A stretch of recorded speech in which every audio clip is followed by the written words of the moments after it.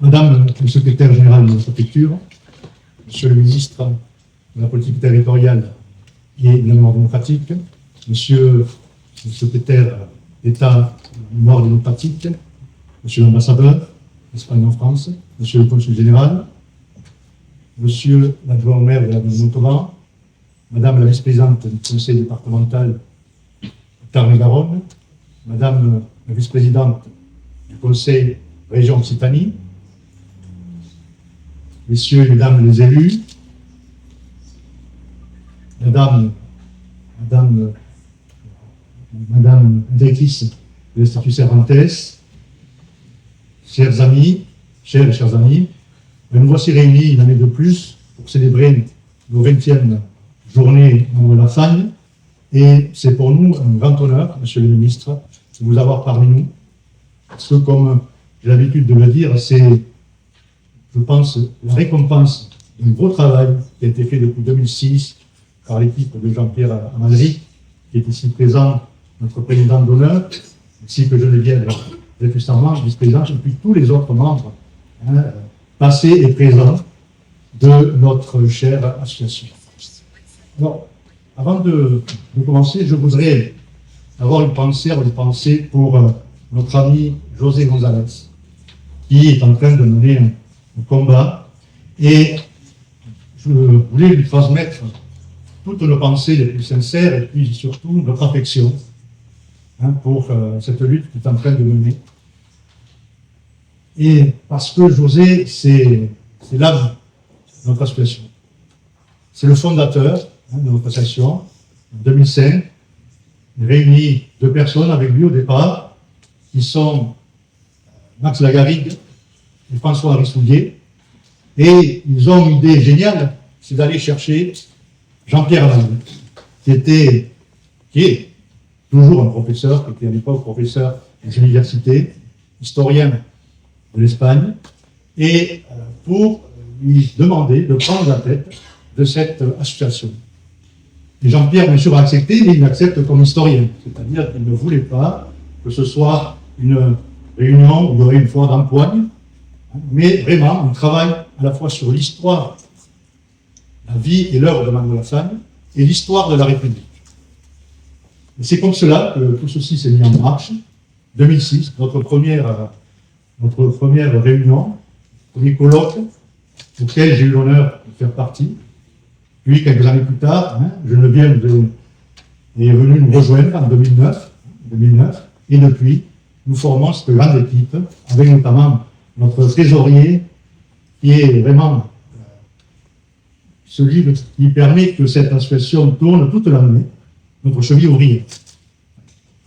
Et donc, cette année, nous allons célébrer les 20 ans, et nous voulions regarder un petit peu en arrière, et surtout vers le futur, et nous voulions revisiter un petit peu l'histoire de la Seconde République, c'est-à-dire cette expression démocratique qui illumina l'Espagne un beau jour d'avril 1931, et qui, malheureusement, sombra dans une guerre civile et dans les années obscures de la dictature franquiste. Pour un beau jour de 1978, quelques années auparavant déjà, retrouver la liberté. Retrouver la liberté et construire une démocratie. Et d'une certaine manière, reprendre le discours et le projet de Manuel Lassagne, qui a donné sa vie, son intelligence, à la construction d'une société démocratique en Espagne.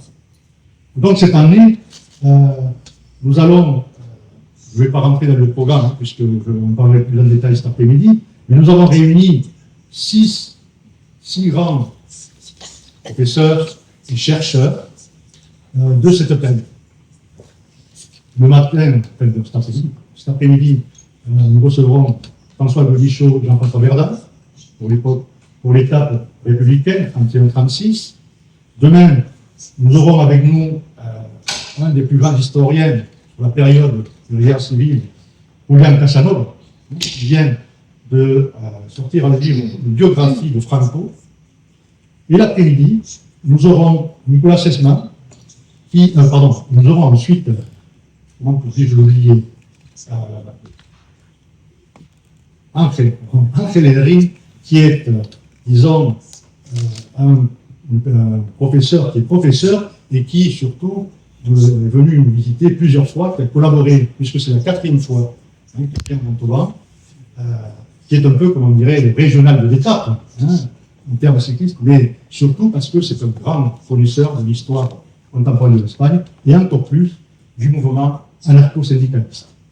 L'après-midi, nous aurons donc, en début d'après-midi, demain après-midi, nous aurons Nicolas Sesman, qui est, peut-être, vous en avez parlé, qui est professeur maître de conférence à l'Université de Grenoble, je pense, mais il est surtout connu en France parce qu'il vient de publier cette année un ouvrage sur l'Espagne franquiste. Et enfin, nous terminerons sur la transition avec, et je le remercie, un professeur d'université émérite de l'Université autonome de Madrid, Álvaro Soto, qui reste un des grands spécialistes de la transition espagnole. Voilà donc pour l'aspect, je vais dire, universitaire de l'Union, mais surtout ce que nous cherchons de faire, c'est de dévoiler à un public qui n'est pas un public de connaisseurs cette histoire de l'Espagne, puisque c'est une histoire qui est encore méconnue de ce côté-ci des Pyrénées, même si grâce à notre travail, n'est-ce pas, il y a quelques améliorations. Ensuite, vendredi soir, c'est aussi un des moments importants de nos journées, c'est le spectacle. Un spectacle que nous organisons, et cette année, nous avons la chance que notre monsieur culture de l'association, François-Henri Soulier, qui est un artiste et un écrivain maintenant reconnu, notamment de Pola, qui a préparé un récital autour des poètes de la République. Donc, on va retrouver, bien sûr, les grands poètes, Antonio Machado, Federico García Lorca, León Felipe, Miguel Hernández, et bien d'autres encore. Et pour ce spectacle qu'il a monté, il sera entouré de Mathieu Amalric. Faut-il présenter Mathieu Amalric? Je ne le pense pas. Qui nous fait aussi d'amitié et l'honneur d'être parmi nous pour ce spectacle. Ce n'est pas la première fois. Il me semble bien que Mathieu Amalric est déjà venu 2 fois. Une fois, pardon, ce sera la 2e fois. Et ensuite, bien sûr, avec Servan Solana et, bien sûr, Vicente Bernal, que vous connaissez tous. Ensuite, le samedi, nous finirons comme par aussi notre cérémonie dans la tombe de Manuel Azaña, qui est un moment vraiment qui nous tient à cœur, parce que c'est un moment de recueillement, mais ce n'est pas simplement un moment de recueillement, mais aussi parce que cela nous permet de penser, de poser la question pourquoi ce chef d'État d'une république démocratique se trouve comme Gilles en France. Et c'est aussi un acte pédagogique que nous réalisons pour que les jeunes et moins jeunes générations se posent la question, que s'est-il passé? Que s'est-il passé pour que cette démocratie espagnole sombre aux mains des fascistes, des national-catholiques, et qui ont détruit la démocratie espagnole? C'est aussi, pour nous, un moment très important, parce que recueillement, c'est, mais aussi acte pédagogique. Et enfin, nous finirons l'après-midi par notre repas de banquet républicain, où nous nous retrouvons, où nous célébrons la fraternité de tous les démocrates français et espagnols. Voilà donc pour ce programme. Je ne vais pas, j'avais prévu de dire bien d'autres choses, mais comme je préfère maintenant céder la parole à monsieur l'adjoint de la ville de Montauban, en espérant que ces journées, ces 21 journées, seront pratiquement aussi réussies que les précédentes. Je vous remercie.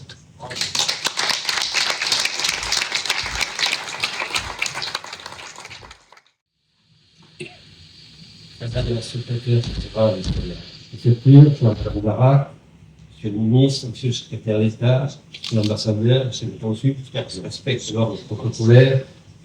Je voudrais d'abord présenter les excuses de Madame Marie-Claude Berly, maire de Montauban, qui a un deuil familial et donc ne peut pas être là, ce qu'elle regrette vivement. Mais cela me permet d'avoir cet honneur, et cet honneur que je ressens se joint à la satisfaction d'avoir pu participer auprès de Jean-Pierre Amalric au jumelage avec Alcalá, il s'en souvient certainement parfaitement. Jumelage qui est aujourd'hui symbolisé par la présence de Nadine Bon, adjointe à la mairie de Montauban, et qui s'occupe de ces jumelages. La proximité politique entre Montauban et la région Midi-Pyrénées et l'Espagne, ce n'est pas d'aujourd'hui. Quand Alphonse Jourdain, comte de Toulouse, en 1144, créa la ville de Montauban, il était, par sa mère Elvire, le petit-fils du roi de Castille. Ce qui explique pourquoi, chaque fois que le roi de Castille, son grand-père, avait des problèmes, ou après son cousin Germain a eu des problèmes avec les morts, il venait au secours, il amenait ses troupes et il venait combattre les morts. Et inversement, quand le roi de France eut la fâcheuse idée de mettre fin à l'autonomie du comté de Toulouse par les armes, c'est Pierre II d'Aragon qui vint au secours de son beau-frère, Raymond VI, et d'ailleurs il y perdit la vie à la bataille de Muret. Donc vous voyez, ce n'est pas d'aujourd'hui, c'était l'époque, monsieur le ministre, où les Pyrénées n'étaient que des montagnes et pas encore une frontière rigide. Plus près de nous, à la fin de la guerre civile espagnole, plus précisément après la chute de Barcelone, fin janvier 1939, ce fut un exode massif et brutal, rapide, de combattants et de familles nombreuses dans tous les sens du terme le plus souvent, qu'il a fallu accueillir et que Montauban a accueilli, tant bien que mal, avec les moyens de l'époque, quelquefois avec une certaine méfiance, il ne faut pas se le cacher, mais au point que cela a créé un nouveau quartier à Montauban, le quartier de Villeneuve.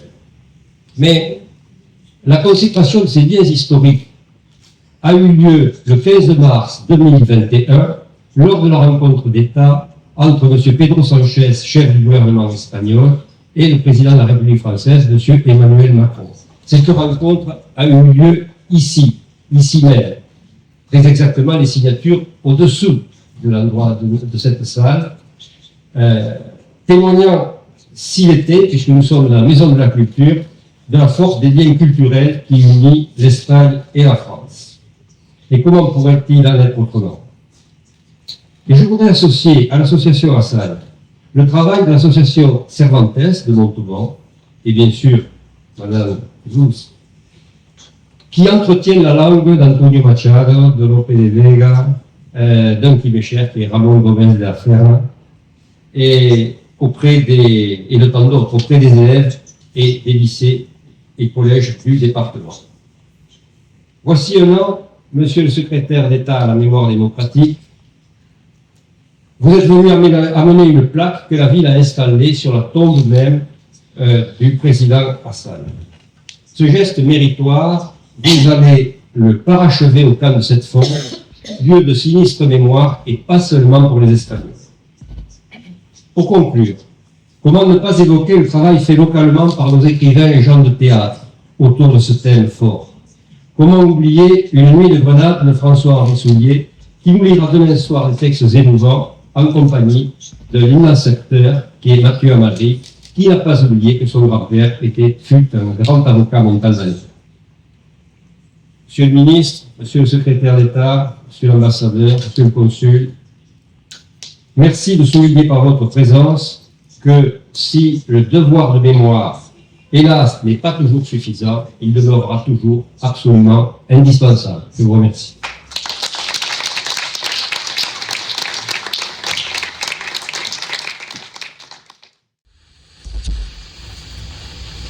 Monsieur le ministre de la Politique territoriale et de la mémoire démocratique, Monsieur le secrétaire d'État à la mémoire démocratique du gouvernement espagnol, Madame la secrétaire générale de la préfecture de Carmel, Monsieur l'ambassadeur, Monsieur le consul d'Espagne, Monsieur l'adjoint à la culture de la ville de Montauban, Madame la vice-présidente de la région, Madame la maire de cette zone, conseillère départementale, Mesdames et Messieurs les élus, Mesdames et Messieurs les élus en vos grades et qualités, Nous nous retrouvons aujourd'hui pour un rendez-vous qui, au fil des années, a pris une place essentielle dans la vie intellectuelle, culturelle et citoyenne de notre territoire. Ces journées à Sagnes sont devenues un moment attendu, un moment de réflexion et de transmission autour d'une page majeure de l'histoire espagnole, mais aussi européenne, celle de l'espoir républicain, de l'exil et du combat pour la démocratie. Cette année marque la 20e édition de ces journées. 20 ans de rencontres, d'études, d'échanges, de travail patient pour faire connaître et comprendre la figure de Manuel Azaña, dernier président de la République espagnole, dont le destin s'est achevé ici, à Montauban, où il repose. Notre ville, notre département porte ainsi une mémoire singulière, une mémoire qui nous relie à l'Espagne, à son histoire, à ses épreuves, à ses reconstructions démocratiques. Portée par ce devoir de mémoire qui nous unit, je suis particulièrement heureuse d'être parmi vous ce matin, heureuse de retrouver l'association présente Manuel Azaña, que le département soutient fidèlement depuis sa création en 2006 et qui n'a cessé, avec rigueur et pédagogie, d'approfondir la connaissance de cette période, tout en la rendant accessible à toutes et tous. Votre travail est précieux. Il est éclairé, il éclaire le passé, mais il nous parle aussi du présent, de nos valeurs communes, de ce que signifie défendre la démocratie, la liberté, la justice sociale, dans un monde où ces principes ne sont jamais acquis définitivement. Nous sommes très honorés d'accueillir en Tarn-et-Garonne aujourd'hui M. Ángel Víctor Torres Pérez, ministre de la Politique territoriale et de la Mémoire démocratique, M. Fernando Martínez López, secrétaire d'État à la Mémoire démocratique du gouvernement espagnol, M. Víctor Redondo Balbrich, ambassadeur d'Espagne, ainsi que M. Manuel Larrocha Parada, consul d'Espagne. Votre présence donne une portée particulière à cet anniversaire et témoigne de la constance et de la qualité des liens que nous entretenons avec l'Espagne démocratique. Je tiens à saluer chaleureusement Jean-Pierre Amari, qui œuvre depuis longtemps dans cette association, et le président Bruno Vargas, ainsi que tous les intervenants bénévoles. Grâce à vous, ce rendez-vous n'est pas seulement un hommage, c'est un espace vivant de pensée, de culture et de transmission. Et bien sûr, j'ai également une pensée pour mon ami José, tant attaché à ces journées. Ce souvenir n'est pas se tourner vers le passé, c'est éclairer notre mémoire, notre manière d'être citoyen aujourd'hui. Et c'est ensemble que nous devons faire vivre cet héritage. Je vous remercie et vous souhaite à tous une journée riche de réflexion, de dialogue et de partage. Merci.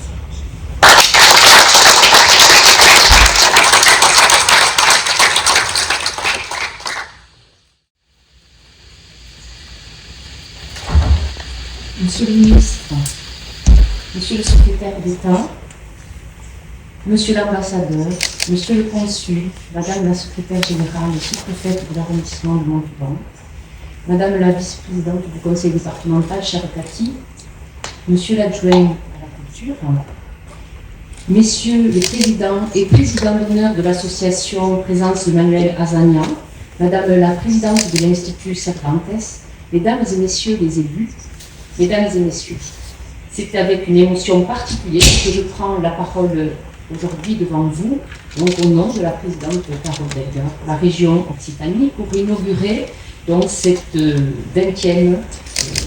anniversaire de 20e journée de présence de Manuel Azaña, et je salue les deux sœurs de José qui sont présentes ici aujourd'hui. 20 années déjà que Montauban, ville d'accueil et de mémoire, célèbre la figure du dernier président de la Seconde République espagnole, mort en exil, ici même, sur cette terre de Tarn-et-Garonne, devenue symbole d'hospitalité et de fraternité. Permettez-moi tout d'abord de saluer très chaleureusement la présence parmi nous de Monsieur le ministre de la Politique territoriale et de la Mémoire démocratique et Monsieur le secrétaire d'État à la Mémoire démocratique, ainsi que Messieurs les ambassadeurs et Messieurs le consul. Votre venue à Montauban honore à la fois cette ville, la République espagnole dont vous portez l'héritage démocratique et les liens profonds qui unissent nos deux peuples depuis les heures sombres de l'exil jusqu'à notre Europe commune d'aujourd'hui. La région Occitanie est particulièrement fière de soutenir depuis de nombreuses années cet événement unique en France. En le faisant, nous affirmons notre attachement à la mémoire des républicains espagnols, à ces hommes et à ces femmes qui, chassés par la guerre et la dictature, ont trouvé ici une terre de refuge. Je veux adresser à l'association Présence de Manuel Azaña et à son président Bruno Vargas, à son président d'honneur Jean-Pierre Alvari et à toutes celles et ceux qui y sont engagés depuis 20 ans, nos plus vives félicitations et notre profonde reconnaissance. 20 ans d'un travail patient, exigeant, passionné, au service de l'histoire et de la démocratie. 20 ans d'efforts pour rappeler que la Manuel Azaña, intellectuel, écrivain, homme d'État, incarna la raison, la culture et la République. Cette idée exigeante, mais ô combien actuelle que la démocratie n'est jamais un acquis, mais une conquête toujours à recommencer. C'est aussi affirmer l'importance de la transmission aux nouvelles générations dans un contexte international marqué par la montée des extrémismes, des nationalismes et des régimes autoritaires. Il nous appartient plus que jamais de faire vivre des valeurs. L'histoire des républicains espagnols, leur résilience, leur résistance face à l'obscurantisme et à la violence nous rappelle combien la démocratie reste fragile et combien elle exige vigilance et engagement. C'est pourquoi la région Occitanie, fidèle à son héritage et à ses grands principes, continuera à soutenir les lieux, les associations et les initiatives qui, comme ici à Montauban, sur ces prochaines journées, entretiennent cette mémoire vivante et universelle. Parce que défendre la mémoire de l'exil républicain espagnol, c'est défendre notre avenir commun, celui d'une Europe démocratique, humaniste et solidaire. Je vous remercie de votre attention.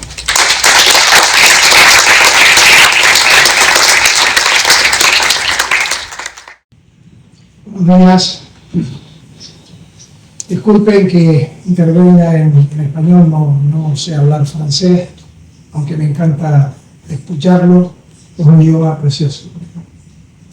Queridas amigas y queridos amigos todos, secretario de la Prefectura, embajador de España en Francia, secretario de Estado de Memoria Democrática, teniente alcaldesa de Montauban, cónsul, alcaldesa de Sazón, directora del Instituto Cervantes, miembros de la Asociación Presence, Manuel Azaña y el resto de autoridades y amigas y amigos conmigo todos. Es para mí un honor profundo participar en esta inauguración, en esta ciudad de Montauban, que se ha convertido para todas y todos los españoles en un símbolo de memoria y de conciencia democrática.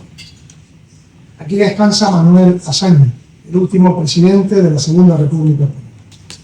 Aquí permanece viva la huella de una generación que soñó con un país libre, moderno y justo, y que pagó por ese sueño un precio altísimo.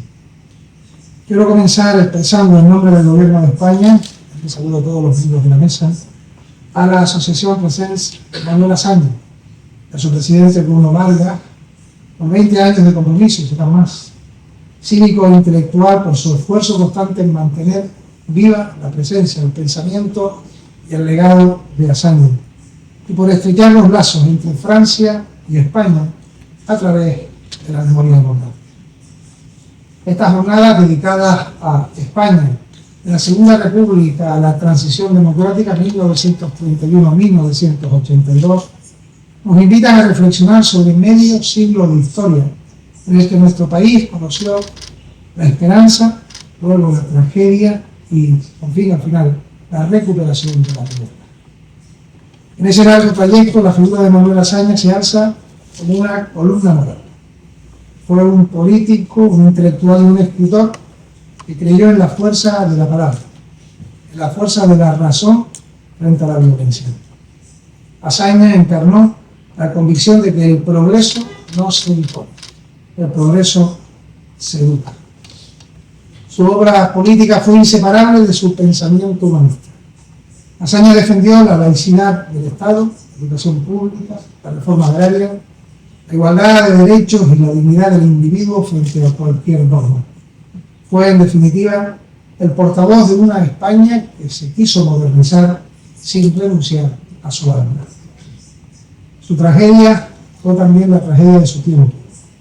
Ver cómo la intolerancia y el fanatismo derribaban ese proyecto de regeneración moral y política. Pero incluso en el exilio y en la derrota, Azaña no renunció a la paz, a la piedad ni al perdón. En sus últimas palabras, pronunciadas poco antes de morir aquí, en esta tierra generosa de Montalbán, nos legó un testamento ético. Que ningún odio prevalezca sobre la compasión. Que la memoria no sirva para dividir, sino para comprender. Esa es también la inspiración que guía hoy las políticas de memoria democrática en España. Un esfuerzo por reconocer a las víctimas, por reparar las heridas y afirmar la dignidad de todos.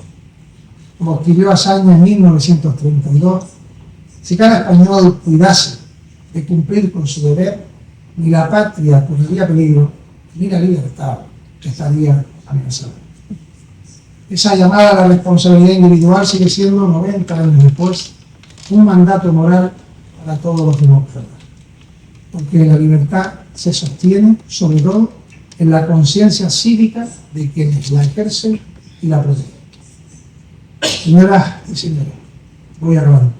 Estas jornadas sirvan, como él hubiese querido, para educar en la razón, para cultivar la palabra y para reconciliar la historia con la verdad. Gracias, Montalbán, por custodiar este legado. Gracias a todos y a todas ustedes por mantenerlo. Eran, por tanto, inauguradas estas jornadas. Muchísimas gracias a todos.